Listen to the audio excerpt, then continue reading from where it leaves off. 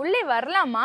ஒரு ரூம்குள்ள யாராச்சும் இருந்தாங்கன்னா நம்ம இப்படி தானே கேட்டுட்டு உள்ள போவோம். ஆனா ரூம்குள்ள ஆளே இல்லைனா கூட இந்த மேனர்ஸை நம்ம கண்டிப்பா யூஸ் பண்ணணும்னு சொல்லிட்டு இந்த கவிதை எனக்கு உணர்த்துச்சு. ஆட்டம் போடும் வீடு. பூட்டிக்கொண்டு கிளம்பினேன். எதையோ மறந்து போனதால் உடனே திரும்பினேன். திறந்தேன்.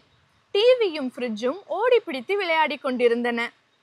அலமாரியில் உள்ள புத்தகங்கள் எல்லாம் அணி அணியாக பிரிந்து கபடி விளையாடி கொண்டிருந்தன. சோஃபாவுக்கும் சேருக்கும் ஓட்டப்பந்தயம். பழைய சாக்ஸ் கூட தன்னிச்சையாக சுற்றி கொண்டிருந்தது.